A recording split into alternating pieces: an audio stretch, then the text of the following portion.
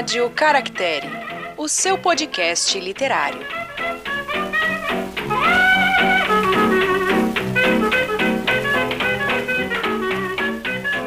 Olá, livrólicos de plantão! Sejam muito bem-vindos a mais um episódio da Rádio Caractere. Eu sou Suzane Madruga. E eu sou Glênio Madruga, trabalhado na tragédia hoje. Uai! Episódio de hoje, dando continuidade ao nosso projeto Lendo Tolkien, Os Filhos de Húrin. Como esse é um projeto que já vem desde o ano passado, nós já comentamos a respeito da vida de J.R.R. Tolkien. Então hoje a gente vai direto para a história. Mas antes, a gente vai falar um pouquinho onde essa história se situa ali na história da Terra-média, naquelas eras que tem tanta coisa, tem tanta história, tem tanta informação. Os Filhos de Húrin a gente pode situar onde? Na Primeira Era. Cronologicamente, a gente divide a história da Terra-média em 4 grandes eras. Isso a gente falou no último episódio aí de Beren e Lúthien e acredito eu no Silmarillion também. Mas, de forma geral, a Primeira Era vai da ascensão do Sol e da Lua até o banimento de Melkor. A Segunda Era, do florescimento de Númenor e ascensão do Sauron até a primeira derrota do Sauron.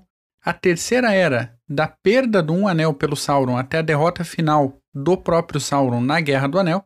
É o que a gente vê no livro do Senhor dos Anéis. E a Quarta Era é o início do domínio dos homens. Todas essas informações a respeito das eras e dessas passagens estão em Silmarillion, dá para encontrar lá, só que de forma resumida e às vezes modificada. Isso. Tanto que os 3 grandes contos da Terra-média, considerados os 3 grandes contos, é Beren e Lúthien, Os Filhos de Húrin e A Queda de Gondolin, que cada um deles tem a sua versão Silmarillion, Sim. que é uma versão um pouco modificada e bem resumida desses 3 contos. Os Filhos de Húrin é uma história que acontece um pouco depois de Beren e Lúthien, portanto, antes da Queda de Gondolin. A gente está fazendo uma trajetória cronológica aqui no projeto Lendo Tolkien. E pensando na escrita, a primeira versão da história foi pensada na década de 1910 e desde então ela sofreu, só para variar, várias alterações pelo Tolkien até finalmente ser publicada pelo herói Christopher Tolkien. O Tolkien quase não gostava de transformar as histórias, ele reescrevia tudo. Então é claro que até a respeito dessa obra, a gente tem uma continuidade, a gente não tem histórias quebradinhas, como é o caso de Beren e Lúthien, que a gente tem algumas versões publicadas pela HarperCollins. E é o que vai acontecer depois na Queda de Gondolin. Tem a primeira história, a história reescrita, a história revisada, a história final, a história...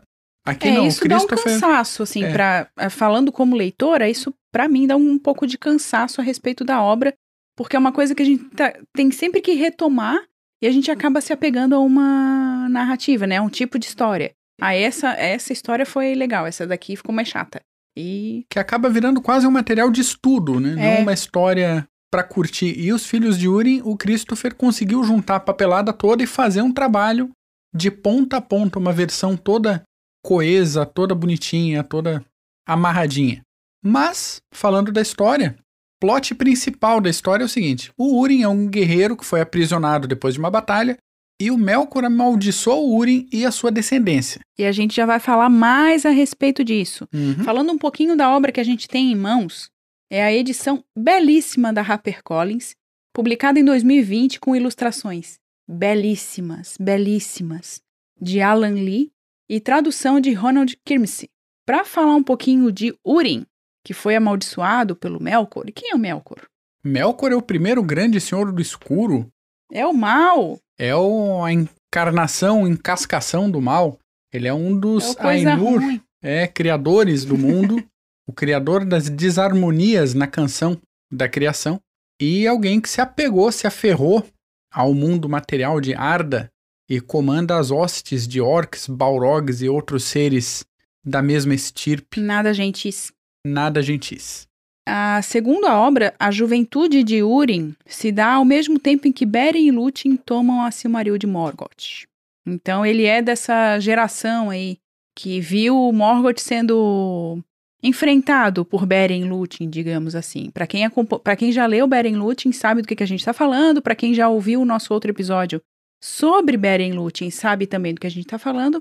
E daí o Húrin, ele, né, tá jovenzito ali durante esse período. E essas histórias, elas se espalham. Então, todo mundo fica sabendo. Lembrando que Húrin não é um elfo, ele não tem aquela longevidade élfica. Ele é um homem, ele é um ser humano. Então, as coisas acontecem em um período muito curto de tempo aqui. Pensando na história do Húrin, em Beleriand, que era uma região no noroeste da Terra-média, moravam Aldir e os seus 2 filhos, Húrin e Uor, todos humanos, conforme a gente falou agora. Depois de uma perseguição, depois de uma batalha ali contra os orcs, eles são levados para Gondolin, a cidade oculta, que a gente vai ver. Eles quem? Os 2 irmãos, Húrin e Uor. Tem que explicar quem são eles. Leva os orcs, né? Não rola. Vai que... Que a gente vai ver com mais detalhe na queda de Gondolin, mas eles são levados lá para Gondolin, que foi uma cidade fundada e governada pelo rei Turgon.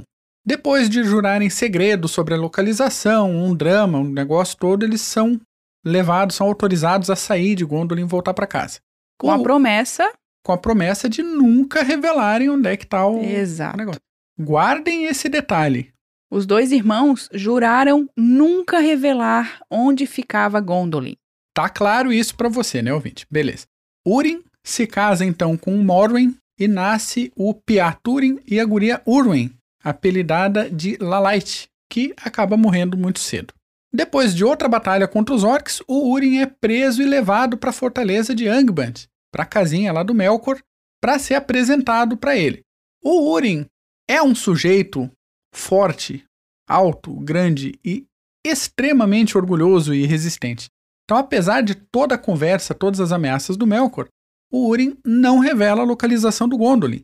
O Melkor fica o quê? Fica da vida, né? Fica indignado. Amaldiçoa o Húrin e toda a família do Húrin, toda a descendência. E o Húrin fica preso do lado do trono de Melkor, ouvindo e vendo quase tudo que aconteceria com seus filhos. Só que Melkor toma cuidado para ocultar qualquer acontecimento feliz. Então, o Húrin só vê desgraça. E ele só vê desgraça durante 28 anos. E é bom lembrar que, com a família amaldiçoada, a gente não pode esperar uma história feliz em Os Filhos de Húrin. E o início do livro dos Filhos de Húrin conta um pouquinho dessa situação, dessas batalhas, dessa história do Húrin, para entrar na carne mesmo, que é a história focada no filho, no Piá, no Túrin. No Túrin. O Túrin é o grande personagem dessa história toda, assim. E é quem podemos dizer que talvez aquele que mais sofre, talvez. E sofre não... Fisicamente, pelo menos. Sim, mas psicologicamente também. Porque ele é aquele personagem que não vai aceitar as coisas assim com facilidade. Então ele, criança, ele tá com a mãe, tá lá com a irmãzinha, que é bebezinha, né? Quando o Húrin é preso, a Morwen estava grávida. Então tem isso também de essa filha que não conhece o pai. Gente, é uma história assim muito triste. É tudo muito triste. E eu comentei nos stories da Caractere que é eita atrás de eita, porque é isso essa história. Em determinado momento, o exército do Morgoth, ele tá avançando nas terras que são ali do Húrin e daqueles povos em torno. E a Morwen, ela começa a passar por muita dificuldade porque ela tem que viver escondida e com medo, claro. Então ela manda o seu filho para tentar protegê-lo para outro local. E ele vai acabar em Doriath, o reino do rei Thingol e da rainha Melian, que a gente falou bastante já no Beren Lúthien. Eles eram nessa época não eram porque ela ainda não tinha morrido, enfim. Os pais da Lúthien. Sim. E como o local, como Doriath, tem a proteção, tem aquele... A proteção da Melian, A proteção da magia da Melian, a Morwen acha o filho vai estar mais seguro lá do que comigo. Exato. Pensamento sensato dela. Então ele vai pra lá e vive lá por um bom tempo, até a vida adulta, assim, até ficar jovenzito, impulsivo. Cheio de vigor, de saúde. Então, E lá ele conhece os elfos, ele tem contato com determinados seres, um deles protege ele durante determinado período, um dos elfos fica com ciúme dele e vive criando encrenca, até o momento que acontece um drama lá e esse elfo acaba sofrendo um certo acidente, digamos dessa maneira, e o Túrin, ele vai ter que assumir a sua identidade de filho de Húrin e dizer, não quero mais isso pra mim, eu vou atrás da minha mãe, eu vou atrás da minha identidade, eu vou tentar libertar meu pai. Vocês estão me acusando injustamente, vocês que se lasquem porque eu sou inocente, eu vou embora daqui. Sim, com o acidente daquele elfo, ele ficou sendo como o culpado, né, a princípio do que aconteceu, e ele foi embora de Doriath. Só que indo embora de Doriath, ele se junta a outros grupos de homens, de elfos fugidos, que lutavam contra os orcs, e assim Túrin vai fazendo o seu nome na Terra-média. Porque ele vai circulando a Terra-média, lutando contra orcs, criando a sua aura de guerreiro, digamos assim, porque o seu pai já tinha essa aura de guerreiro. Então, ele vai criando a própria aura. E ele era aquele estereótipo, né? Grande, forte, bonito, habilidoso, implacável com a espada na mão. Era praticamente o Henry Cavill da Terra-média. Era o Túrin Turambar. Boa pra quando tiver aí um filme, uma série sobre Túrin, quem sabe? Ou sobre os filhos de Húrin, né? Mas, voltando aqui à história do Túrin, que até me perdi. Lembranças de Henry Cavill. O Túrin, ele vai conhecer várias pessoas no meio do caminho, né? Homens e elfos, anão, uma porrada de gente, digamos assim. E com isso, ele vai sentir que toda vez que ele se aproxima de alguém o ajuda, essa pessoa acaba prejudicada ou morrendo. Mais morrendo do que prejudicada. E esse é o grande dilema da vida do Túrin. Porque ele não consegue encontrar a paz, ele não consegue encontrar a tranquilidade, a felicidade. Tanto que tem um dos elfos que vai atrás dele depois, descobrem que ele é inocente em relação ao que aconteceu lá em Doriath. O Belek é um dos elfos que vai atrás dele, e inclusive esse elfo é alguém que o protege o tempo todo. E a gente vai percebendo que a partir do que acontece com Belek, Túrin vai ficando cada vez mais sombrio, tanto a sua expressão quanto uma aura que o acompanha, como se ele tivesse com uma nuvem negra sobre a cabeça. E Belek, ele vai levar uma espada que é muito importante, que o Glenn vai contar pra gente um pouquinho do que essa espada representa, pra gente entender que essa história dos filhos de Húrin, ela é carregada de magia e de um mal que vai acompanhar a família toda. Então, momentos de alegria são acompanhados de outros momentos de desastre, de tragédia, de muita dor. E essa espada é? Essa espada é a Gurtang, espada também conhecida como Anglachel. Ela foi forjada a partir do metal de um meteorito e foi escolhida pelo Beleg como arma para usar na busca do Túrin. Como tudo está amarrado com tantas outras coisas, como de costume, nas histórias da Terra-média, a Gurtang foi inspirada na espada mitológica Tyrfing, da história O Despertar de Agantyr e da saga de Hervalar, as duas da mitologia islandesa, e faz parte de um conjunto de espadas mitológicas cheias de vontade, cheias de opinião. Algumas vezes elas falam, algumas vezes elas atuam por conta própria, e a eficiência dessas espadas em combate vai depender se a espada está na mão certa, numa mão digna. Sim, que ela se deixe levar por aquela mão como uma mão digna. Ou, às vezes, ela conduz a mão do guerreiro Exatamente. em batalha. O guerreiro simplesmente sente que a espada está cortando carne por aí. Outra espada do mesmo tipinho vai ser encontrada em outro conto do Tolkien, que é o Mestre Gilderran, eu acho que está para sair uma outra tradução agora, que não faz parte das histórias da Terra-média, mas que também tem essa característica mágica de estar numa mão digna. E a gente pode até fazer associações mitológicas. E a gente pode lembrar também das histórias do Rei Arthur. Também, exatamente. Porque o Tolkien tem essas inspirações aí nas histórias medievais, Enfim, outro objeto que a gente pode citar também como parte dessa magia que determinados objetos carregam na Terra-média é o elmo usado por Túrin, que antes era usado por Húrin. E que todo mundo na Terra-média, ao ver aquele elmo, sabe que uma encrenca muito grande está chegando. Porque aquele elmo tem um poder gigante de proteger quem o usa. O que acaba, em certa medida, até levando adiante a maldição do Morgoth, porque se Túrin permanece vivo, as tragédias que envolvem Túrin continuam acontecendo. Afinal de contas, ele vai tentando mudar de nome à medida que o tempo passa, né? O próprio Túrin vai trocando de nome, mas não é o nome dele que carrega a maldição. Como diz Belek, a maldição está em você e não no seu nome. Olha aí. Então não adianta correr, cara, não adianta trocar de nomezinho. Não adianta usar um elmo mágico, uma espada maravilhosa, você vai se lascar e vai lascar quem tiver em volta. Porque é isso que acontece, ele vai levando essa maldição com ele, e como ele carrega, as pessoas que se interessam por ele, se apaixonam por ele, sentem amizade pela pessoa do Túrin, também vão sofrer as consequências.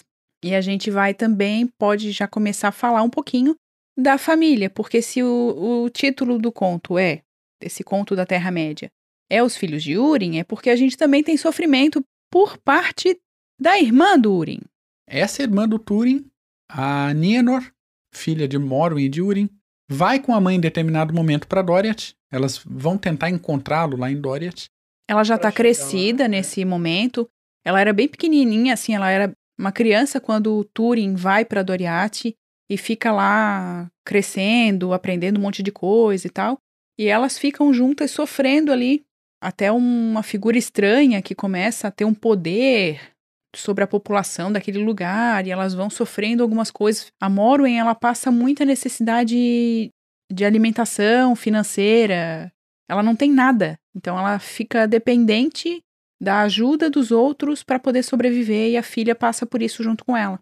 E acontece uma coisa meio de todo mundo tentando se achar, porque o Túrin é mandado, né, para Doriath primeiro, depois ele sai de lá para as tantas, a Morwen e a Nienor vão para Doriath para tentar achar o Túrin já tinha saído, e algum tempo depois o Túrin ainda fica procurando a mãe e a irmã, porque ele não sabe que elas foram para Doriath, e entre os surtos que deu na cabeça, ele também não quer voltar para Doriath, porque no final das contas ele foi destratado, foi humilhado, foi o orgulho acusado. Fala mais alto, ele não quer voltar para Doriath. E uma série de rolos acontecem aí, até que em determinado momento da história, eles vão acabar se encontrando. As duas acabam saindo de Doriath, né, a Morwen e a Nienor, também com circunstâncias bem específicas, não é nada rápido do modo como a gente está contando aqui, a gente só está dando o superficial da história, mas as duas saem de Doriath, vão atrás do Túrin, vão procurar ela, a Nienor, pelo irmão e a Morwen pelo filho. E nessa busca acontece muita coisa. Inclusive, uma elfa, a Finduilas, que se apaixona pelo Túrin, e a história da Finduilas é muito triste. É muito bonita e muito triste. Dá uma peninha do que acontece com ela, né? Sim, é porque é uma personagem muito bonita, assim. É uma personagem que a gente acaba se afeiçoando até. Assim, não é fácil se afeiçoar aos personagens dessa história, assim, porque eles são muito teimosos. Ainda mais sendo uma elfa, e você tem um certo ranço de elfo, né? Tenho. Até o modo como os elfos contam as histórias, segundo Tolkien, não me agrada muito. De qualquer forma, tem a Finduilas, que acaba sendo o ponto-chave que faz com que Túrin e Nienor se encontrem. E aqui a gente para, porque a gente sabe que o pessoal vai ler, e quem está aqui ouvindo o episódio sobre os filhos de Húrin é porque gosta dessa história, ou já leu, ou quer ler, ou está pensando se compra ou não a edição lá da HarperCollins para fazer a leitura. O que a gente pode dizer? Não há, assim, em nenhum momento do livro, refresco. Como diria, né, minha mãe.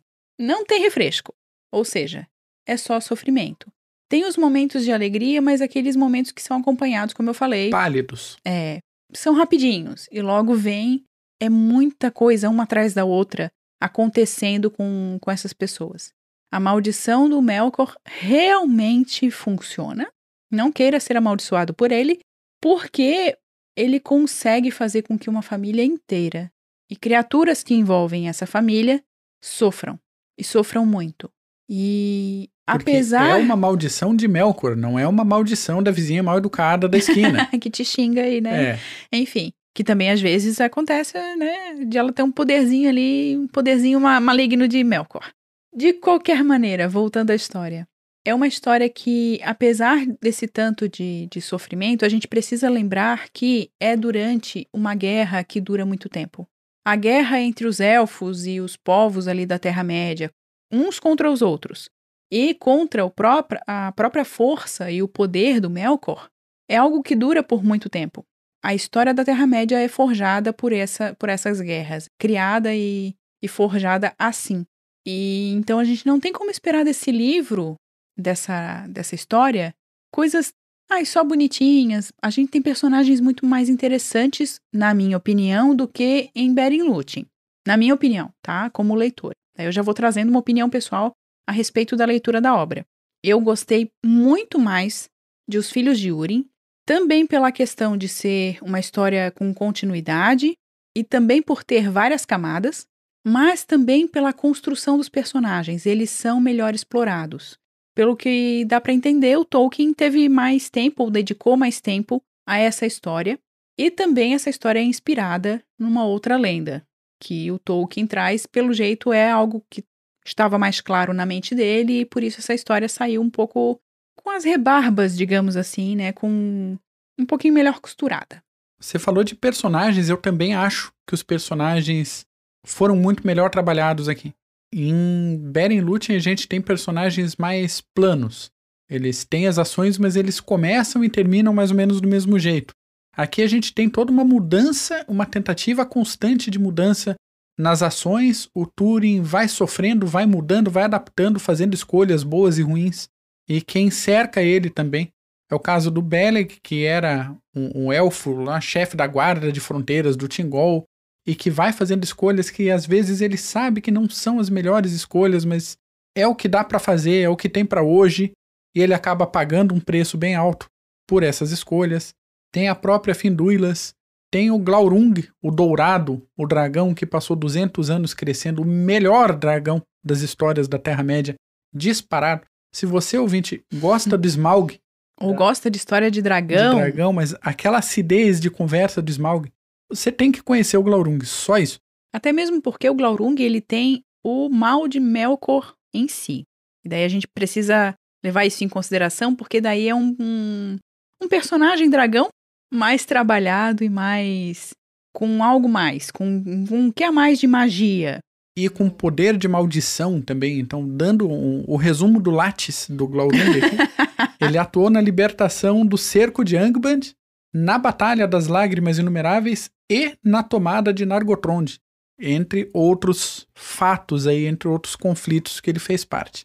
Então, é um senhor de um dragão e tem uma ilustração bem legal dele belíssima. Na capa do Contos Inacabados e no posterzinho que veio com Contos Inacabados. É lindo, é lindo. Que livro bonito. Maravilhoso. Da narrativa, é uma história que tem a versão resumida, como a gente falou, no Silmarillion, e ela vai ser uma história que vai ficar no conhecimento geral dos povos da Terra-média até lá na Terceira Era. Então ela vai ser citada no Senhor dos Anéis, por exemplo. Só que mais como um alerta dos perigos de se enfrentar aos poderes do mal, de Melkor e de Sauron, do que um exemplo de heroísmo. Então é tragédia uma atrás da outra, a gente tem o poder do Melkor em toda a sua plenitude. Apesar de o Melkor não aparecer tanto nesse livro, né? Parece que ele aparece muito mais em Beren Lúthien, e nesse livro ele só faz uma ponta, como a gente chama. E os diálogos dele com o Húrin são ótimos. São ótimos, e assim, gente, dá raiva. E a gente pensando nesse negócio de ser uma tragédia, isso vai contra o nosso costume de história com final feliz. De ter aquela narrativa da jornada do herói, que a pessoa está vivendo a vida dela, tem um motivo que chama ela para aventura ou para um desafio, que daí ela recusa, ela faz bico doce. Não quero. Daí encontra um grande mentor, um sábio, daí ela atravessa várias dificuldades, conquista o objetivo e tem uma redenção. Não vai rolar aqui nesse livro. Não vai rolar. E o que a Su falou, de uma inspiração numa história medieval mais antiga é o seguinte: se você ouviu lá nosso episódio de biografias, você lembra que o Tolkien era um apaixonado por essas lendas, esses contos folclóricos medievais, principalmente as histórias nórdicas. E ele teve contato com o Kalevala e chegou até a aprender um pouco de finlandês para poder ler o Kalevala com mais autonomia. O Kalevala é um compêndio de poesia tradicional da Finlândia que foi organizado pelo Elias Lönnrot em 1835 e foi ampliado em 1849. Então ele passou de 12.078 versos para 22.795 versos. E é considerada a obra épica nacional da Finlândia, em especial da região da Carélia. Se você ouvinte gosta de Segunda Guerra Mundial, da Guerra de Inverno da Rússia contra a Finlândia, você já ouviu falar da região da Carélia. Se você não ouviu falar da Carélia, é um assunto interessante. Olha o nomezinho também, né? Enfim. É um... Tá, a gente já entendeu. Ok. Uma das histórias que tem no Kalevala é a história de Kullervo. A história parte da inveja entre dois irmãos. Um deles mata a família do outro, deixando só a esposa grávida viva, que ele resolve transformar na própria esposa dele. Depois de um tempo nasce o Piá Kullervo, que já pequenininho jura vingança. O padrasto tenta matar o moleque 3 vezes, sem sucesso. E, uns anos mais tarde, vende o Kullervo como escravo.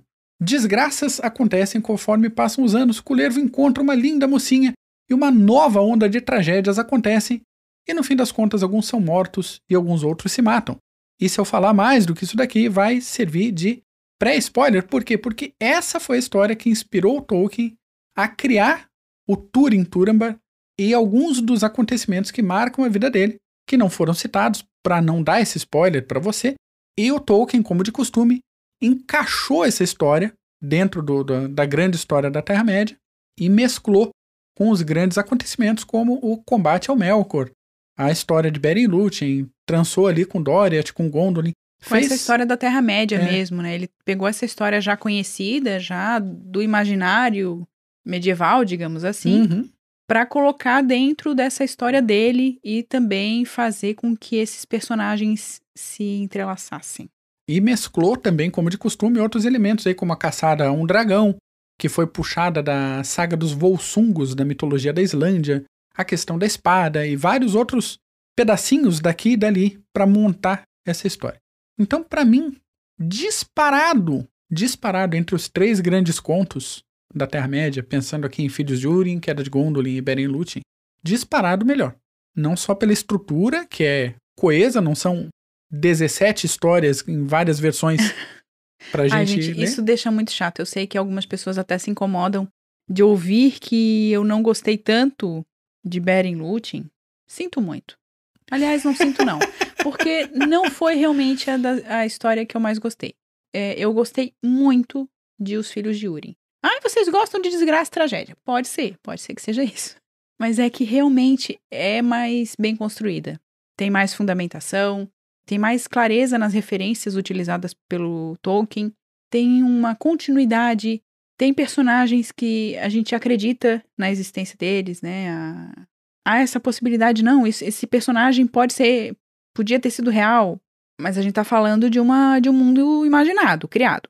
Mas é nesse sentido que são personagens que faz sentido, sabe? A presença deles ali, a construção da mente, do que eles fazem, as ações deles são possíveis na história. Não é aquela coisa criada do nada e que, nossa, que beleza maravilhosa, né? Como, que beleza incrível da Lúthien.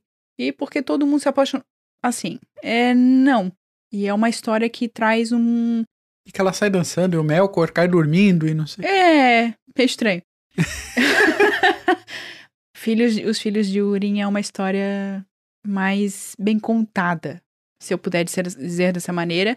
E não fiquem incomodados, não fiquem ofendidos, vocês aí que são fanáticos por Tolkien. Eu também gosto, mas a gente tem que ter eu acho que a gente tem que ser crítico também, até com coisa que a gente gosta.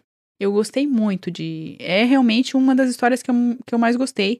A Queda de Gondolin, o livro em si eu ainda não li. Eu li o que tem no Silmarillion. Uhum. Então eu ainda não posso dizer.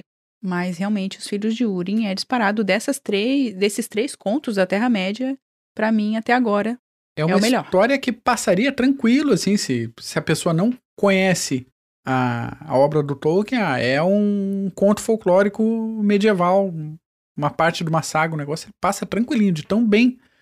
Sim. Fechado, né?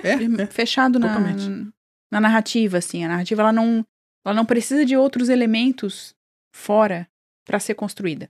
E isso é muito legal. E não é spoiler, porque a gente já falou isso, mas depois de 28 anos, Melkor libera Húrin, devolve Húrin bota Húrin pra fora dos portões de Angband. E daí, quando a gente acha que o sofrimento acabou, ele não acabou, e a gente vai ver isso em A Queda de Gondolin, que é o nosso próximo episódio aqui do Lendo Tolkien.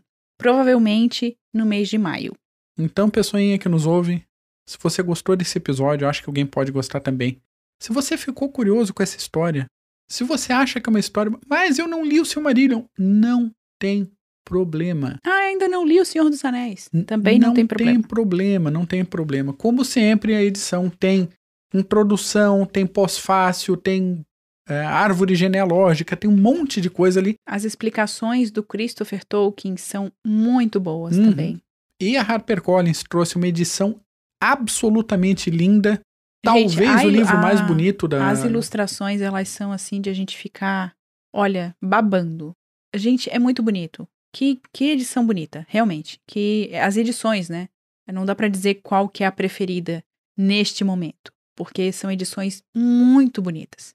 E se você quiser conferir, o link é da Amazon está embaixo na descrição do episódio, junto com outros dados relevantes para você ir atrás e aproveitar. Mas eu não quero comprar edição física, não tem espaço. Compra o e-book. Leia pelo aplicativo. Dá teus pulos. Você tem Kindle? Não tem? Vamos deixar o link do Kindle aqui na descrição do episódio também. Gente, hoje não tem dificuldades pra gente fazer uma leitura que a gente quer muito fazer. Tô sendo mais chato que o normal, porque realmente é impressionante essa história. Vocês já perceberam, então, que é o queridinho do Glênio, não é mesmo? É o queridinho do Glênio. Então fica aí a nossa recomendação. A gente não pode esquecer também de dar aquele recadinho de que nós temos agora uma página no Apoia-se para quem puder apoiar e amparar aqui o nosso trabalho. E a gente fica aí, aceitando a contribuição de quem puder nos ajudar. Se você não pode, se você não quer, também tem outra maneira de nos ajudar, que é se inscrevendo lá no nosso canal do YouTube, compartilhando o nosso episódio e dizendo aí, por aí, o trabalho que a gente faz. E a gente agradece muito quem já acompanha a gente desde o começo ou no meio do caminho, descobriu ano passado. A gente só tem coisas a agradecer, só tem a agradecer mesmo. Então, encerrando minha participação, deixo aqui um abraço bem apertado para você que escutou a gente até agora. E prepare-se, que mês que vem tem umas surpresas interessantes. Tanto esse mês, agora a gente já tá em abril, né? Esse mês tem algumas coisas muito interessantes que vão pro ar, incluindo alguns pedidos de vocês que nos ouvem, uns livros solicitados pela audiência, comemorados por alguns de vocês. Então talvez venham uns livros um pouco diferentes da nossa linha normal de leitura, mas está sendo uma experiência interessante de leitura e vai ser uma experiência interessante de episódio para você também. Sendo assim, pega um livro, relaxa o corpinho e até a próxima.